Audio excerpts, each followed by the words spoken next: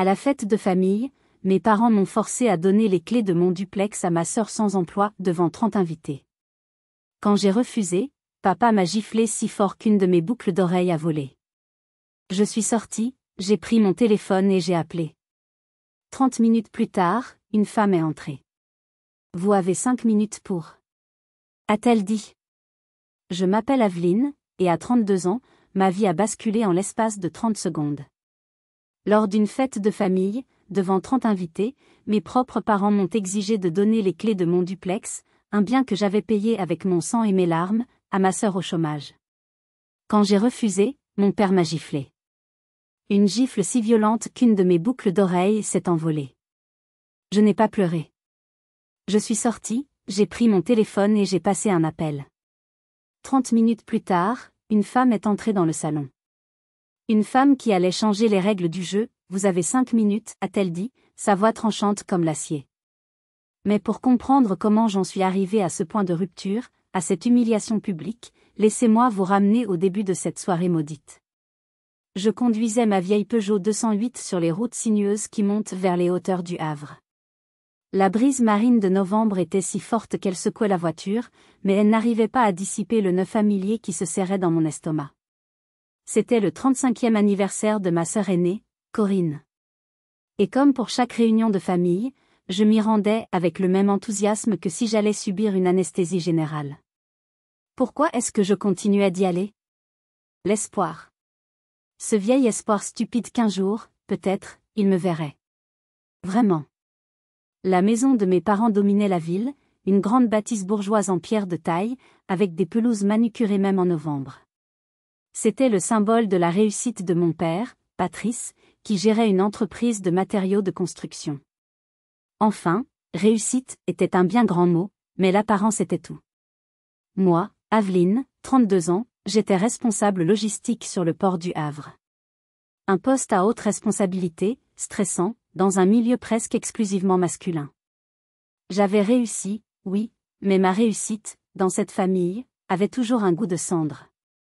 Je me suis garée derrière une rangée de voitures allemandes bien plus chères que la mienne. J'ai attrapé le coffret de champagne rosé, une cuvée spéciale que j'avais mis des semaines à trouver. En entrant, la chaleur et le bruit m'ont frappé. Une trentaine de personnes, le gratin local, des gens qui se connaissaient tous, se jaugeaient, se souriaient faussement. Ma mère, Martine, s'est précipitée vers moi, son visage figé dans un sourire d'hôtesse. « Ah, te voilà enfin, Aveline. Tu es en retard. »« Bonsoir maman. » La route était chargée. Je lui ai tendu une enveloppe discrète. « Tiens, c'est pour les frais, comme convenu. » Elle l'a prise sans un regard, la glissant dans la poche de son tablier de soie. 800 €. Ma contribution. Merci, chérie, dit-elle, ses yeux me scannant déjà de haut en bas. Cette robe est un peu sobre, non? Enfin. Va dire bonjour à ta sœur, elle est au centre du salon, elle est magnifique. Elle l'était, je devais le reconnaître. Corinne, 35 ans, trônait tel un pan au milieu de ses amis, dans une robe rouge écarlate qui moulait parfaitement ses formes. Elle n'avait pas travaillé un seul jour depuis 3 ans, vivant confortablement au crochet de mes parents, tout en essayant vaguement de devenir créatrice de contenu sur Instagram, un échec retentissant qu'elle imputait à l'algorithme. « Aveline. Ma petite sœur banquière », cria-t-elle en me voyant, faisant rire ses amis. Je me suis forcée à sourire, sentant le rouge me monter aux joues. Responsable logistique, Corinne. Joyeux anniversaire. Je lui ai tendu le coffret de champagne. Oh, merci. C'est gentil, dit-elle en le passant distraitement à son fiancé, François, sans même regarder l'étiquette. Tu sais, François, c'est elle qui travaille avec les gros camions. C'est drôle, non? J'étais déjà oubliée, reléguée au rang d'anecdotes amusantes. J'ai aperçu mon père, Patrice. Il était au centre d'un groupe d'hommes d'affaires, un verre de whisky à la main, parlant fort, riant grassement. C'était pour lui. C'était toujours pour lui. J'avais choisi la logistique portuaire, ce monde dur, ce métier d'homme, dans l'espoir insensé qu'il soit fier de moi. Qu'il voie en moi un successeur potentiel. Il n'avait jamais mis les pieds dans mon bureau. Une fois, je lui avais parlé d'un contrat que j'avais décroché. Il m'avait tapoté la tête en disant « C'est bien, ma grande. Ne te salis pas trop. » Je me sentais comme une pièce rapportée. Une étrangère. J'avais beau avoir mon propre duplex avec une vue imprenable sur le port, un bien que j'avais payé à la sueur de mon front, ici, dans cette maison, je n'étais que l'ombre de ma sœur. La fille pratique. La fille fiable. La fille ennuyeuse. Avant que je ne partage le reste de mon histoire, avant que tout ne bascule dans l'horreur, dites-moi, quelle heure est-il exactement chez vous en ce moment? Et de quelle ville ou de quel pays m'écoutez-vous? Laissez votre réponse dans les commentaires. J'aimerais vraiment savoir jusqu'où mon histoire voyage.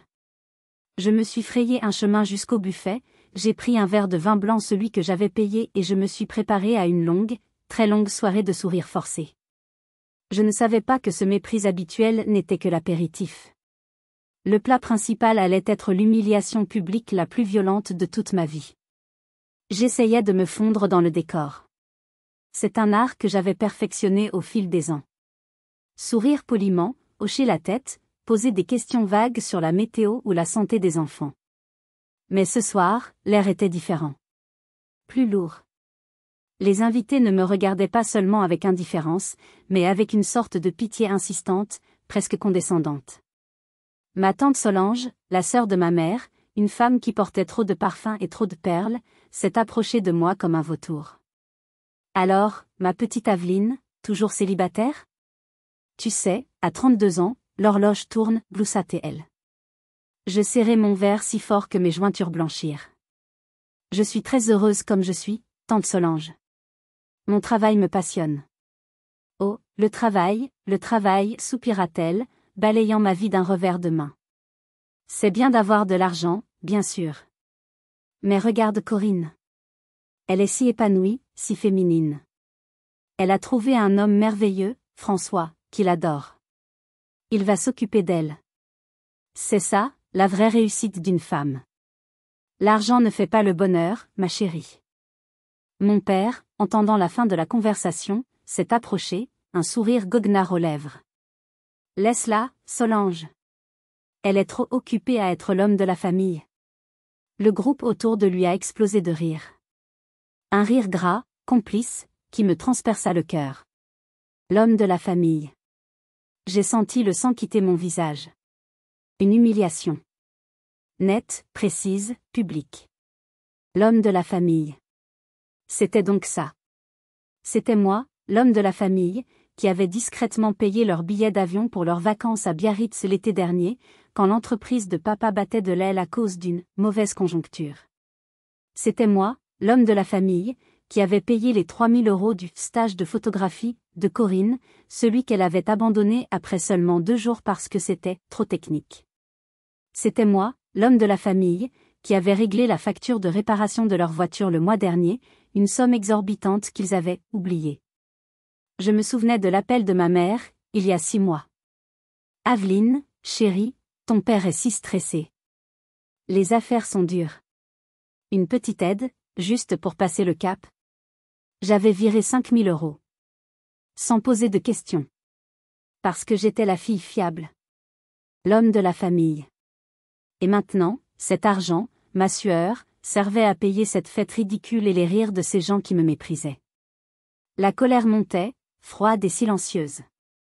J'ai prétexté avoir besoin d'air et je me suis dirigée vers la cuisine pour prendre un verre d'eau. La porte du cellier, juste à côté, était entr'ouverte. J'ai entendu la voix mielleuse et plaintive de Corinne. Mais si, François, je te le dis. C'est pratiquement fait. La voix de François, son fiancé, était plus basse, nerveuse. Mais enfin, Corinne, un duplex sur le port, c'est énorme. Elle ne va jamais accepter de nous le donner. PFFT, tu ne la connais pas, ricana Corinne. Papa va lui parler ce soir. Il a un plan. Devant tout le monde. Elle n'osera jamais dire non. Elle est pathétique. Elle crève d'envie que papa la remarque, qu'il soit fier d'elle pour une fois. C'est son plus gros point faible. Elle fera n'importe quoi pour un seul compliment de lui. Et puis, franchement, sa voix devint encore plus méprisante, cet appartement est bien trop grand et trop beau pour elle toute seule. Elle ne sait même pas en profiter. J'ai lâché mon verre. Il s'est écrasé sur le carrelage dans un bruit sourd et fragmenté. Silence. La porte du cellier s'est ouverte brusquement. Corinne m'a vu, le visage décomposé par la surprise, puis immédiatement par l'agacement. « Aveline, tu écoutais à la porte ? Vous avez planifié ça ?» ai-je murmuré, le cœur battant à tout rompre, le son de ma propre stupidité résonnant à mes oreilles. « Oh, arrête tes grands airs » dit-elle en haussant les épaules, retrouvant son assurance. « Ne sois pas si dramatique. Viens, c'est l'heure du gâteau. Papa va parler. » Ils n'allaient pas seulement me le demander. Ils allaient m'exécuter. Utiliser mon désir désespéré d'être aimé par mon propre père comme l'arme du crime. Je l'ai suivi, comme une automate. Mes jambes semblaient être en coton. Le bruit de la fête me parvenait comme à travers une épaisse couche de brouillard. Le piège était en place. Et j'y avais marché tête baissée. Le gâteau est arrivé. Une pièce montée absurde, couverte de crème rose et de paillettes dorées, probablement payée avec mon argent. Tout le monde s'est rassemblé, les téléphones levés, pour filmer Corinne soufflant ses bougies. Joyeux anniversaire. J'applaudissais. Mes mains bougeaient, mais je ne les sentais pas. Mon regard était fixé sur mon père, qui se tenait près de la chaîne IFI, attendant son heure, un micro à la main. Après les bougies, la musique s'est adoucie. Mon père, Patrice, a tapoté le micro. Chut, chut, un peu d'attention s'il vous plaît. Merci à tous d'être venus célébrer notre merveilleuse, notre unique Corinne. Applaudissements polis. Corinne, à côté de lui, faisait des petites révérences, comme une princesse de pacotille. 35 ans, continua mon père, sa voix soudainement pleine d'une émotion mielleuse qui me donna la nausée. 35 ans, c'est une étape importante dans la vie d'une femme. C'est le moment de s'installer, de fonder une famille. Il a posé un bras autour des épaules de Corinne, et de l'autre, il m'a fait signe de m'approcher. Viens, Aveline, viens près de ta sœur. Mes pieds ont obéi contre ma volonté. Je me suis retrouvée à côté d'eux, prise au piège entre le prédateur et l'appât. Il a posé sa main lourde et moite sur mon épaule, me clouant sur place. 30 paires d'yeux se sont tournés vers moi.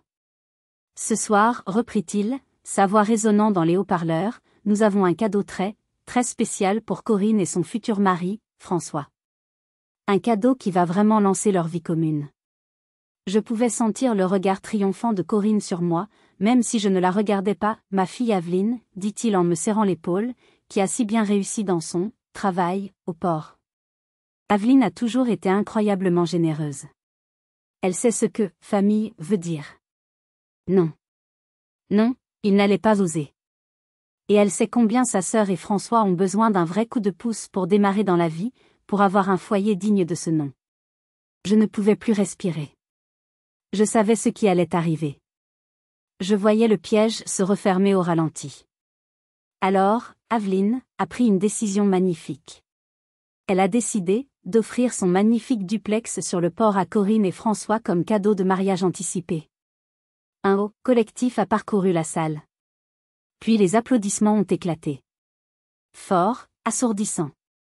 Corinne a porté ses mains à sa bouche, jouant la surprise la plus totale, ses yeux brillants de larmes de crocodile. Oh, papa. Aveline, je n'en reviens pas. C'est trop. Ma mère, Martine, me regardait en souriant, un sourire qui était un ordre. Accepte. Souris. Ne gâche pas la fête. Fais-le pour ton père. Mon duplex. Mon duplex de 1,5 million d'euros. Mon duplex pour lequel j'avais économisé chaque centime depuis mes 22 ans. Mon duplex payé avec les nuits blanches au terminal, les week-ends sacrifiés, les insultes sexistes que j'avais dû ravaler. Mon duplex, mon seul refuge, mon sanctuaire. Tout ça. Réduit à un cadeau de mariage. Mon père me souriait, son visage rayonnant d'une fausse fierté. Il me tendait le micro, attendant que je confirme ma générosité. Il m'avait acculé. Publiquement. Il pensait que j'allais céder. Que mon désir désespéré d'être enfin la bonne fille serait plus fort que ma raison. Mais en regardant son visage satisfait, quelque chose en moi, quelque chose qui avait été tendu, plié, tordu pendant 32 ans, venait de se briser. Définitivement. Le silence s'est fait, lourd, pesant. Les applaudissements s'éteignaient un à un, remplacés par une attente perplexe. Je n'avais pas bougé. Je n'avais pas souri. Je n'avais pas pris le micro. Je regardais mon père. Droit dans les yeux. Non. Le mot est sorti, bas, presque un souffle, mais dans le silence, il a résonné comme un coup de feu. Mon père a froncé les sourcils, son sourire s'est figé. Il a ri nerveusement. Pardon? Je n'ai pas bien entendu. Le micro. Je me suis dégagé de sa main sur mon épaule. J'ai pris le micro qu'il me tendait, mais pas pour dire ce qu'il attendait. Ma main ne tremblait pas étrangement, je me sentais parfaitement calme. J'ai dit « Non, papa ». Ma voix a résonné dans les haut-parleurs, claire et tranchante. Je n'ai jamais dit que je donnerais mon appartement. Ce n'est pas un cadeau. C'est ma maison. C'est chez moi. Et j'ai travaillé 15 heures par jour pour l'avoir. Elle n'est pas à donner. Un hoquet collectif. J'ai vu tante Solange écarquiller les yeux. Le visage de Corinne s'est décomposé. La fausse surprise a laissé place à une haine pure. Mais... Aveline, comment peux-tu me faire ça? C'est mon anniversaire. Tu gâches tout. Ma mère s'est avancée, livide. Aveline. Tais-toi immédiatement. Ne fais pas honte à la famille. Bien sûr que tu vas lui donner. Arrête cette comédie. Ce n'est pas une comédie, ai-je répété, plus fort. C'est ma décision. Non. C'est là que j'ai vu le changement dans les yeux de mon père. L'embarras s'est mué en fureur. Une fureur volcanique. Son plan venait d'échouer. Son autorité était bafouée. Devant ses amis. Devant ses partenaires commerciaux. Devant cet univers qu'il avait construit sur des apparences. Tu oses me défier, a-t-il grondé, sa voix basse et menaçante, s'approchant de moi. Je ne te défie pas. Je protège ce qui est à moi. Petite insolente. Après tout ce que j'ai fait pour toi. Ce que tu as fait pour moi? Ou ce que j'ai fait pour Théoï? Je n'aurais pas dû dire ça. Sa main est partie. Je l'ai vu venir, mais je n'ai pas bougé. Comme si j'étais en dehors de mon corps, regardant une scène de film. Le clac. Un son sec, brutal, qui a couvert la musique de fond. Ma tête a volé sur le côté. Une douleur fulgurante, électrique, m'a envahi la joue gauche. Des étoiles ont dansé devant mes yeux. Le silence était total. Absolu. Si lourd qu'il en était assourdissant.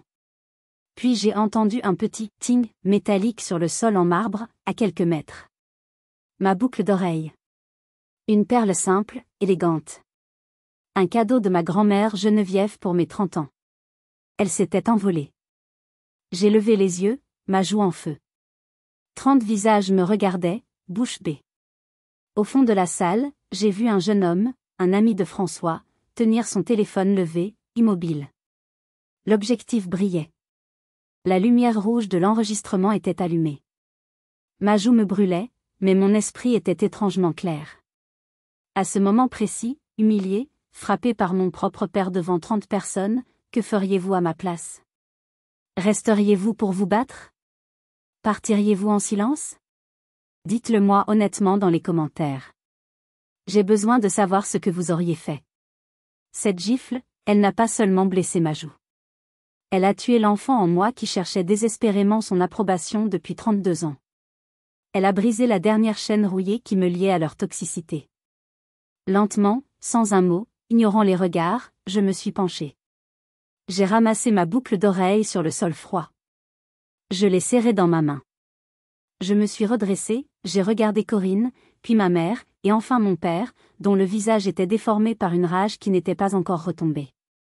Joyeux anniversaire, Corinne. Ma voix était calme. Étonnamment calme. Et je suis sortie. J'ai traversé la foule silencieuse. Mon acte était terminé. Le leur n'allait pas tarder à commencer.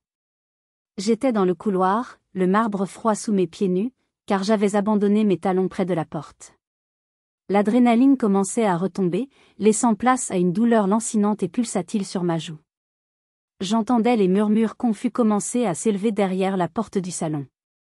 Un chaos étouffé. J'ai sorti mon téléphone. Mes mains tremblaient, mais pas de peur. De rage. Mon premier réflexe a été d'appeler Manon, ma meilleure amie depuis le lycée. La seule personne qui connaissait la vraie dynamique de ma famille. Elle a décroché à la première sonnerie, comme toujours. Alors, cette soirée de l'enfer? Tu survis? Sa voix était enjouée. Manon. Ma voix était plate, morte. Il m'a giflé. Silence. Quoi? Qui ça? De quoi tu parles? Aveline, tu me fais peur. Papa. Il m'a giflé. Devant tout le monde. J'ai tout raconté, d'une traite, en phrases courtes, saccadées. L'annonce. Mon refus. La gifle. La boucle d'oreille qui vole. La vidéo. Manon hurlait dans le téléphone. Ce salaud. Cet enfoiré. Aveline, je jure que je vais venir et... Non, l'ai-je coupé. Ne viens pas. Ce n'est pas la peine. Comment ça, ce n'est pas la peine? Il t'a frappé. Tu appelles la police? La police? Contre mon père? Ils vont dire que c'est une dispute de famille. Alors, on ne fait rien? Tu vas laisser passer ça? Je regardais la boucle d'oreille dans ma paume.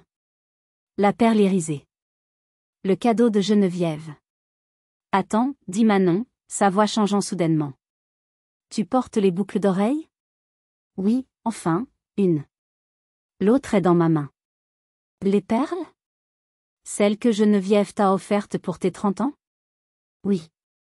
Aveline, dit Manon, sa voix soudainement dure, stratégique. Appelle-la. Appelle ta grand-mère. Appelle Geneviève. Maintenant. Ma grand-mère. Geneviève. 80 ans.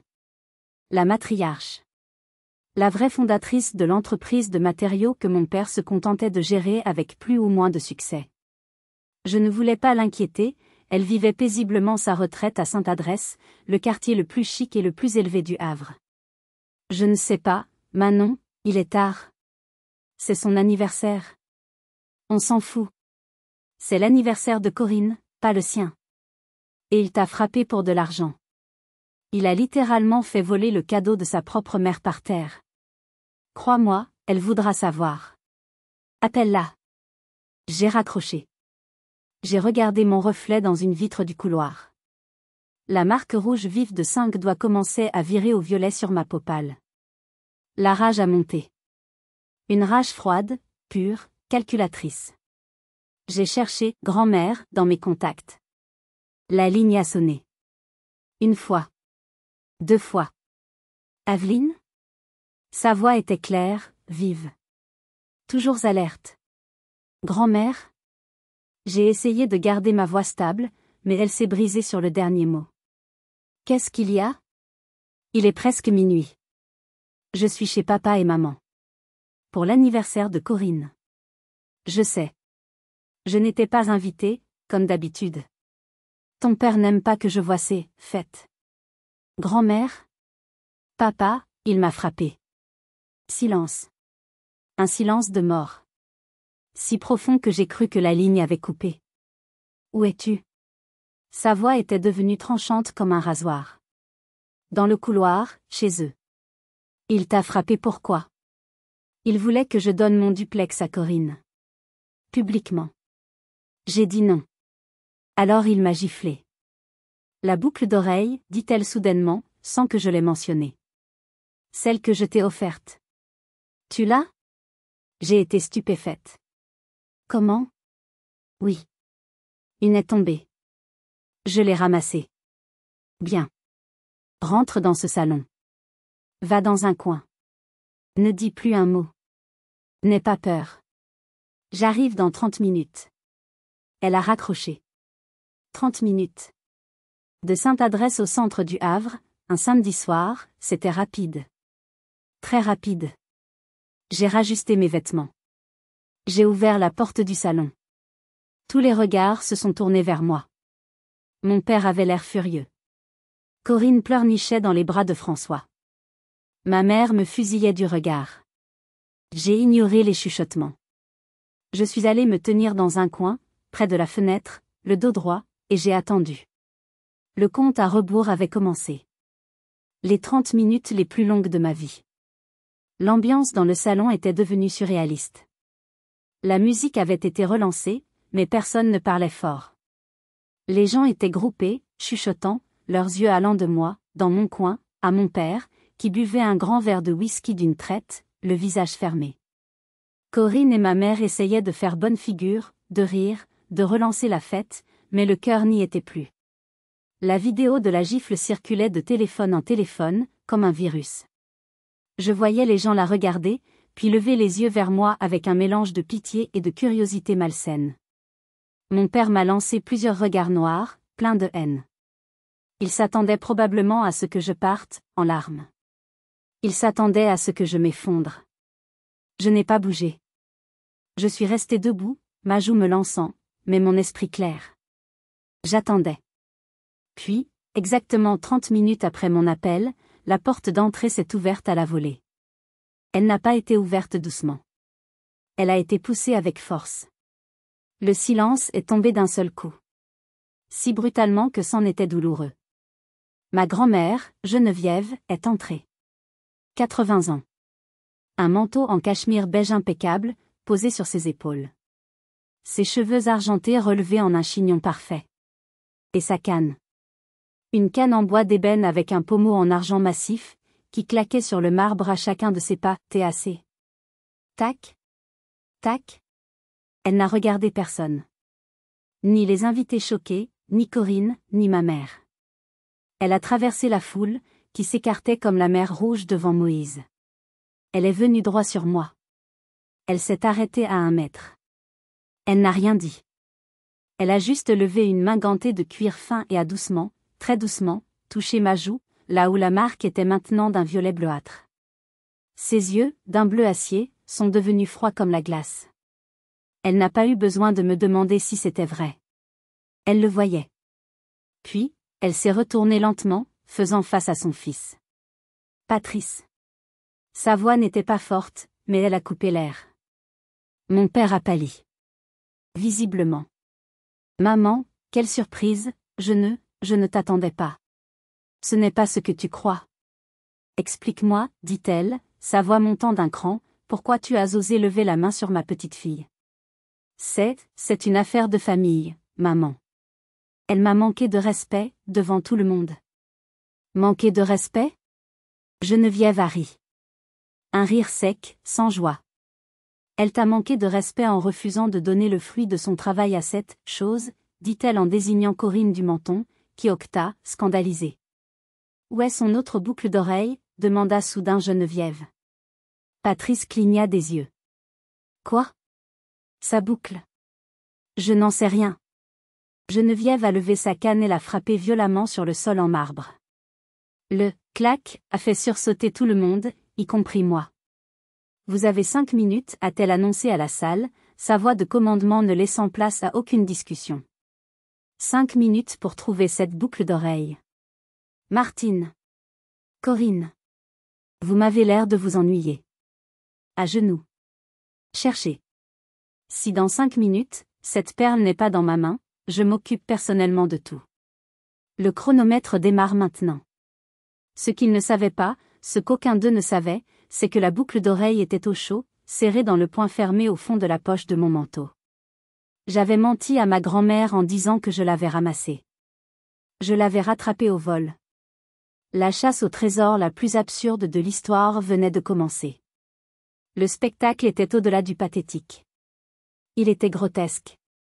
Ma mère, Martine, et ma sœur, Corinne, se sont regardées, horrifiées. Mais enfin, mère, commença Martine.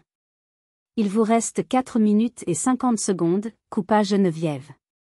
Prise de panique, elles se sont mises à 4 pattes. Ma mère, avec son tablier de soie, et Corinne, dans sa robe rouge à 1000 €, rampant sur le sol, fouillant frénétiquement sous les tables, déplaçant les chaises, leurs visages déformés par l'humiliation et la peur. Les invités, figés, filmaient la scène ouvertement maintenant.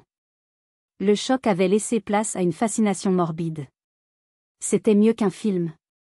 Mon père, lui, était pétrifié, le visage passant du rouge de la colère au blanc de la peur. « Maman, arrêtez ce cirque. Vous nous humiliez. » Le cirque, répéta Geneviève en s'approchant de lui, son regard le clouant sur place. « C'est toi qui as commencé ce cirque, Patrice. En frappant une femme. Ta fille. Ma petite fille. Pour de l'argent. » Elle le regardait avec un dégoût si profond, si viscéral, que j'en ai eu froid dans le dos. « Je t'ai prévenu, continua-t-elle, sa voix basse mais portant dans toute la pièce. J'ai fondé cette entreprise de matériaux de construction à la sueur de mon front, quand ton père est mort et m'a laissé avec rien et 2 enfants sur les bras. Je t'ai tout appris. Je te l'ai confié, je t'ai laissé les rênes, en pensant que tu étais un homme digne. Mais tu n'es qu'un gestionnaire. Un fanfaron. Tu passes ton temps à te pavaner dans des fêtes payées par ta fille, incapable de gérer tes finances, et visiblement, incapable de gérer ta famille. Comment osez-vous ? Balbutia ma mère, toujours à genoux, les larmes de rage coulant sur ses joues. Tais-toi, Martine, coupa Geneviève. Tu es complice. Tu as élevé une profiteuse inutile et tu as laissé ton mari devenir un tyran domestique. Vous me dégoûtez tous les deux. Elle se tourna vers la salle, s'adressant aux invités. Vous pensez que vous êtes invité chez Patrice ? Vous pensez qu'il est le grand Manitou du Havre ? Vous pensez qu'il a le pouvoir d'offrir les biens des autres en cadeau ? Elle eut un sourire mauvais, un sourire que je n'avais jamais vu. Vous n'êtes même pas propriétaire de la maison dans laquelle vous vous trouvez. Silence de mort. Un silence si total qu'on aurait pu entendre une plume tomber. Mon père la regardait, les yeux écarquillés, la bouche ouverte. Maman, ne dis pas ça. Aussi, dit-elle en tapotant le sol en marbre de sa canne. Cette maison. Cette belle bâtisse dont tu es si fière. Elle est à mon nom. Elle a toujours été à mon nom. Je n'ai jamais fait le transfert de propriété. Je vous la prête, par pitié, pour que tu puisses sauver les apparences auprès de tes amis créanciers. Corinne avait arrêté de chercher. Elle était assise par terre, le visage couvert de poussière et de larmes, la bouche ouverte. Je vous ai laissé jouer aux grands bourgeois, dit Geneviève, sa voix glaciale. Je vous ai laissé parader. Mais le propriétaire, c'est moi. Et le propriétaire peut vous mettre à la porte. Ce soir. Le visage de mon père s'est décomposé. Ce n'était plus de la peur. C'était de la terreur pure. Ils ont compris, au même instant, qu'ils n'avaient plus aucun pouvoir. La partie était terminée. L'histoire vous ferait réagir comment, vous ? On veut lire vos avis dans les commentaires. Et dites-nous, vous êtes d'où ? L'histoire n'est pas terminée, continuons à écouter l'histoire. 5 minutes, dit Geneviève en regardant sa montre bracelet en or. C'est terminé. Et, comme je m'y attendais, vous n'avez pas trouvé la boucle d'oreille. Mais maman, c'est impossible, elle a dû rouler.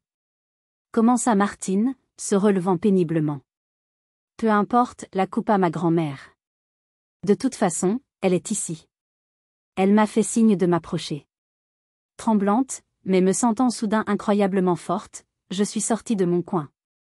J'ai marché jusqu'à elle, au centre de la pièce. J'ai ouvert ma main et lui ai montré la perle. Un murmure stupéfait a parcouru la salle. J'avais menti. Ou plutôt, j'avais omis la vérité. Geneviève a pris la perle, l'a essuyée délicatement avec un mouchoir en soie, et me l'a tendue. Remets-la, mon enfant. Ne laisse jamais personne, jamais, te prendre ce qui t'appartient. Je l'ai remise à mon oreille, mes doigts tremblant légèrement. Le petit clic de la fermeture a été le son le plus satisfaisant que j'ai jamais entendu. Et maintenant, dit Geneviève en se tournant vers la salle, ses yeux brillants d'une fureur froide. Puisque vous êtes tous là, autant faire une annonce officielle. Vous êtes témoins. Elle se tenait droite, plus grande que jamais. À cause de la cupidité, de la violence, de la manipulation et de la trahison dont j'ai été témoin ce soir. J'appelle mon notaire dès demain matin, 9 heures. Je refais mon testament. Ma mère a poussé un cri étranglé, un son animal. Non. Maman, vous ne pouvez pas. C'est votre fils. C'est Patrice. Mon fils m'a déçu au-delà de tout ce que j'imaginais, répondit Geneviève sans la regarder. Ma belle-fille m'a dégoûtée. Et mon autre petite fille, elle a regardé Corinne, toujours au sol, est une sangsue. Une parasite. Corinne s'est mise à hurler, des sanglots hystériques, pas de tristesse, mais de pure rage. Je lègue tout, annonça Geneviève, sa voix portant jusqu'au fond de la pièce, claire et sans appel. Mes actions dans l'entreprise. Mes placements financiers. Mes propriétés. Et oui, Patrice, cette maison dans laquelle tu te tiens. Je lègue absolument tout, sans exception, à Aveline. Ce fut le chaos. Des invités haletaient. J'ai vu François, le fiancé de Corinne, reculer doucement vers la sortie, son visage pâle. Mon père semblait avoir été frappé par la foudre, incapable de bouger, de parler. Et ce n'est pas tout, ajouta Geneviève, comme si elle n'avait pas encore fini. Patrice. Il la regarda, les yeux morts. Tu as 24 heures. 24 heures pour effectuer un virement de 20 000 € sur le compte d'Aveline. En dédommagement pour cette gifle et pour cette humiliation publique. 20 000 €. 20 000, balbutia mon père. Mais, je ne les ai pas. Alors trouve-les, rétorqua Geneviève. Vends ta voiture. Demande à tes amis ici présents. Tu as 24 heures. Si l'argent n'est pas sur son compte demain soir, lundi matin, à la première heure, je lance la procédure d'expulsion. Tu m'as bien comprise ? Il ne répondit pas. Il ne pouvait pas.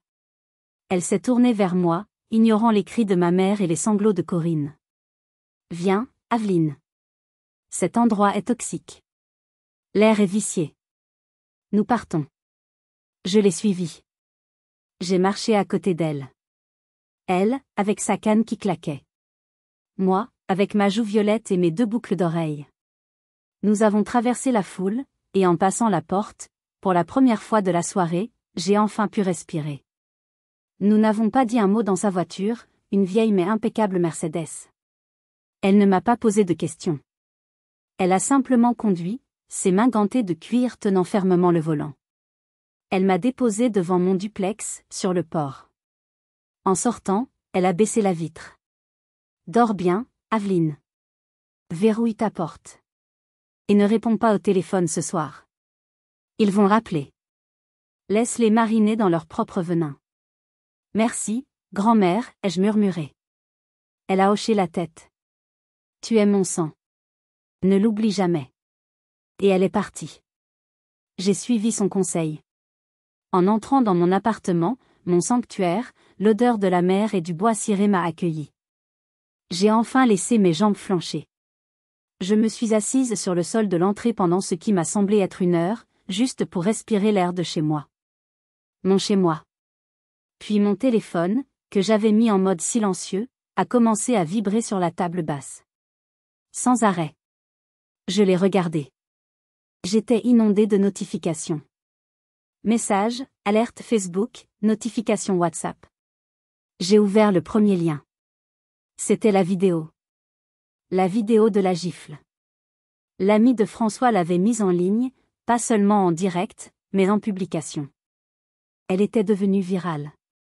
Du moins, virale à l'échelle du Havre. La vidéo était horrible. Claire.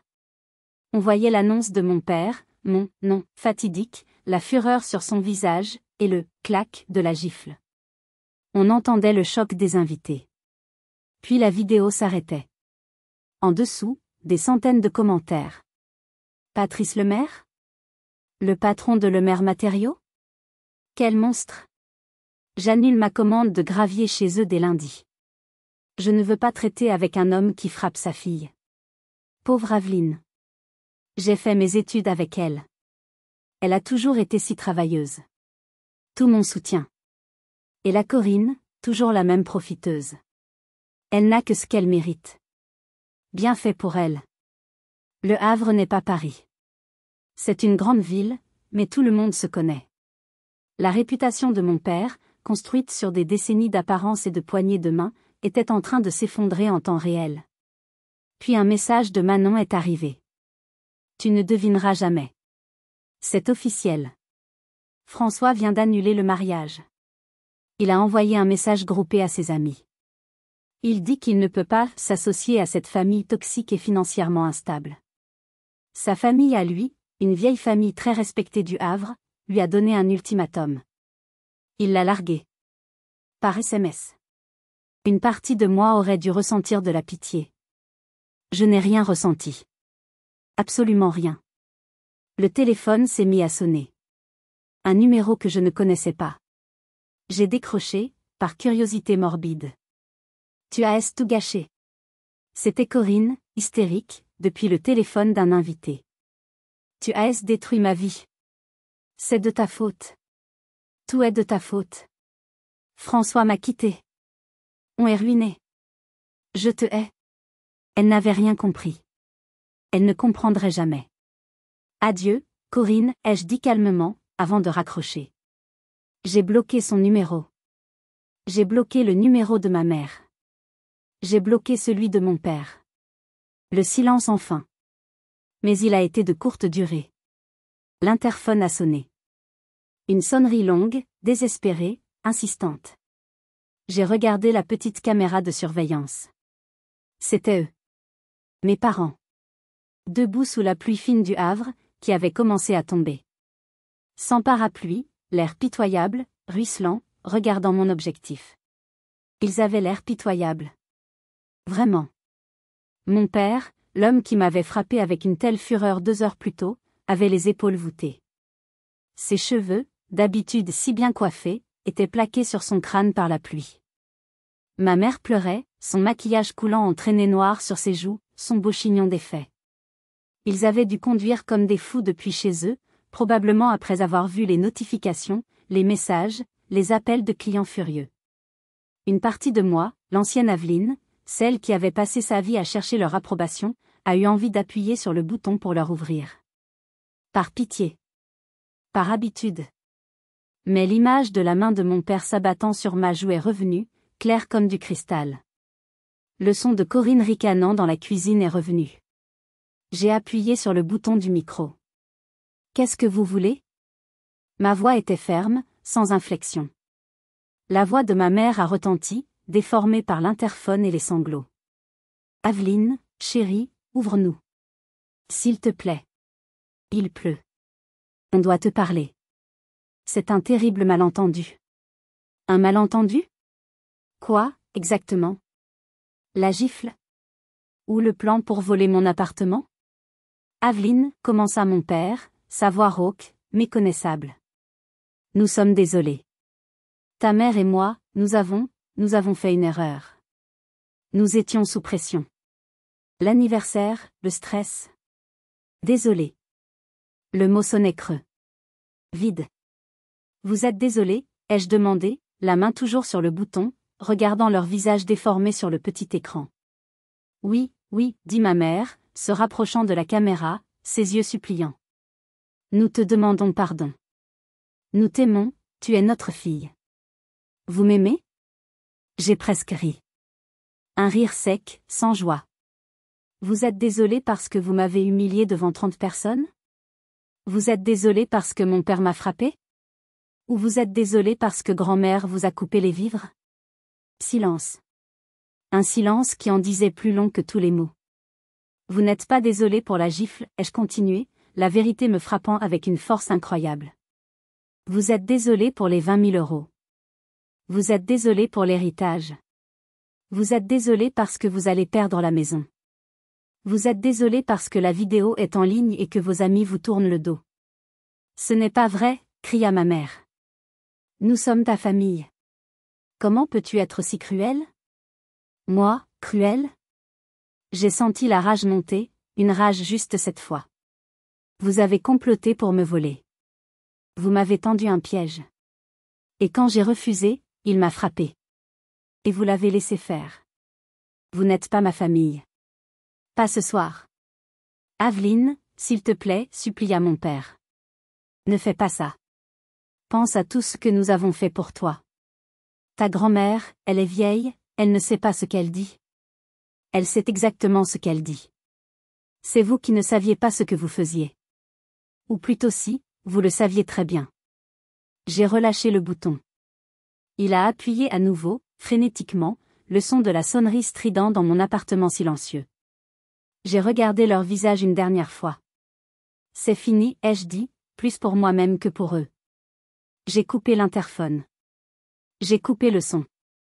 J'ai entendu ma mère crier mon nom dans la rue, un cri déchirant qui montait jusqu'à mon étage, couvrant presque le bruit du vent et de la pluie.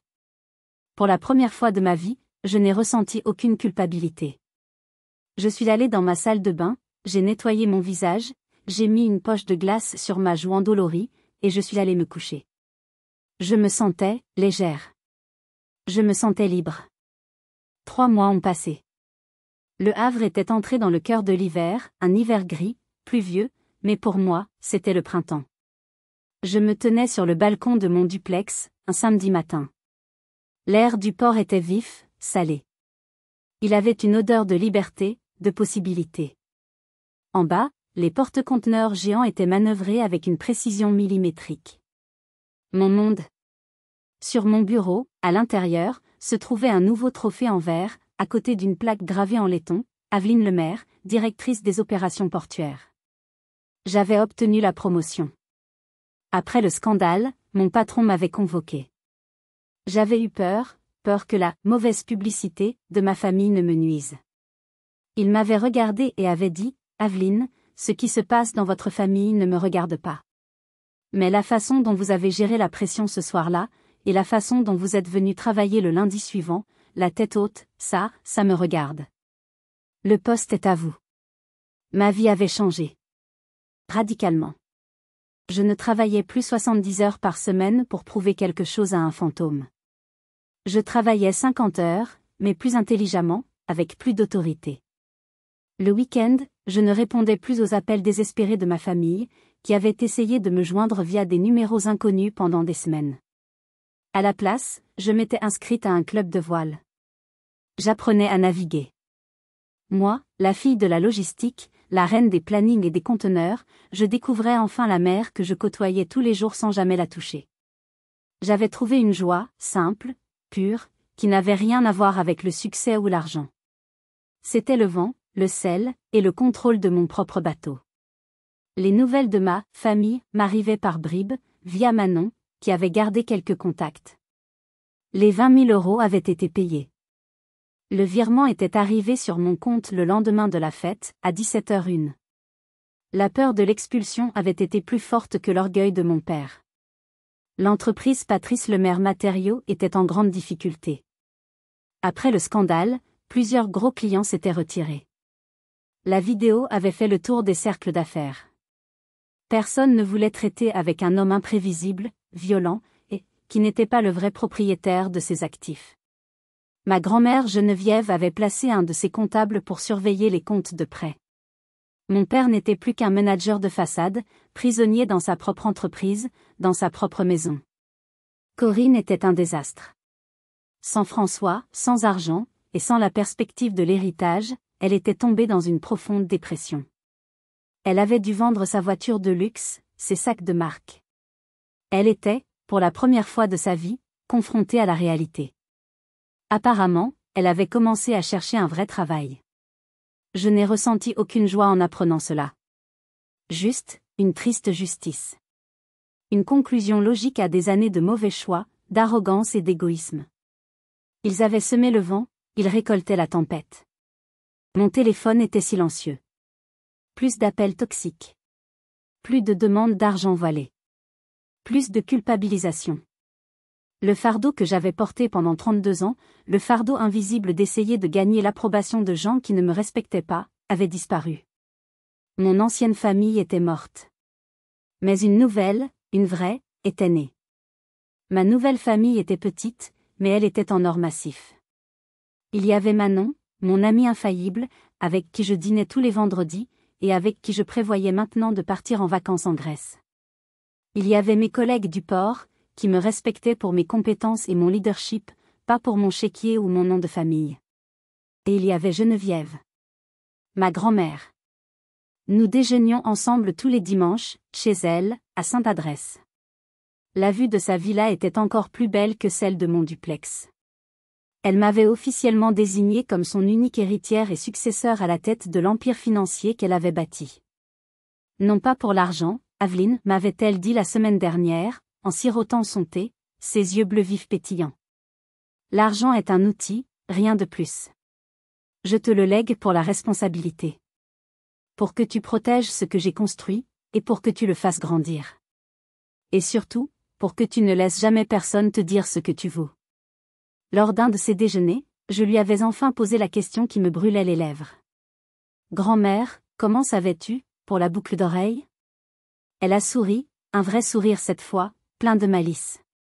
Je ne le savais pas. Je l'espérais. Je voulais voir jusqu'où irait leur stupidité. Mais j'ai aussi parié sur ton intelligence. Je savais qu'ils étaient stupides, mais je savais que toi, tu ne l'étais pas. J'ai parié sur toi, Aveline. Comme j'ai toujours parié sur moi. Elle a posé sa main ridée sur la mienne. Ils m'ont méprisée aussi, tu sais, dit-elle doucement. Pardon? Quand ton grand-père est mort, il y a 50 ans. J'ai annoncé que je reprenais l'entreprise de matériaux. Mes beaux-frères, les fournisseurs, la banque, tout le monde a ri. Une femme, à la tête d'une boîte de camions et de gravier? Ils m'ont dit que c'était un métier d'homme. Que je devrais rester à la maison et élever mes enfants. Elle a souri, ses yeux perdus dans le passé. Je leur ai prouvé qu'ils avaient tort. Un par un. Et toi aussi, tu leur as prouvé qu'ils avaient tort. Tu as mon esprit, Aveline. Ne l'oublie jamais. Ce jour-là, j'ai pleuré. Pas de tristesse. Mais parce que, pour la première fois de ma vie, je me sentais vue.